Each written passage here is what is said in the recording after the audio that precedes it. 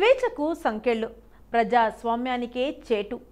పత్రికలు, ప్రసార మాధ్యమాలు స్వేచ్ఛకు సంకెళ్ళు, ప్రజాస్వామ్యానికే చేటు.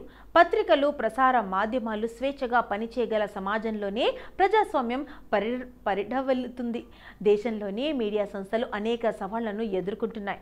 జర్నలిస్టులు బెదిరింపులు, దాడులు, హత్యలకు గురి కావడం సర్వసాధారణంగా మారిపోయింది. నేడు జాతీయ పత్రికా దినోత్సవం సందర్భంగా ప్రజాస్వామ్యానికి పత్రికలు 4వ స్తంభమని చెబుతారు. దేశంలోని పత్రికలు ఎలాంటి ఒత్తిళ్లకు తావు లేకుండా స్వేచ్ఛగా, బాధ్యతాయుతంగా వ్యవహరించాలన్న సందేశంతో press council of India (PCI) ఏటా మే 3న ప్రపంచవ్యాప్తంగా పత్రికా స్వేచ్ఛ దినోత్సవం నిర్వహిస్తోంది.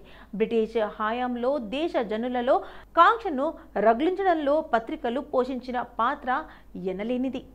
విభిన్న ప్రాంతాలు, భాషలు, సంస్కృతి, సాంప్రదాయాలు కలిగిన ఉపఖండంలో ప్రజలందరినీ స్వాతంత్రోద్యమం దిశగా ఏకోన్ముఖం చేసింది పత్రికలే.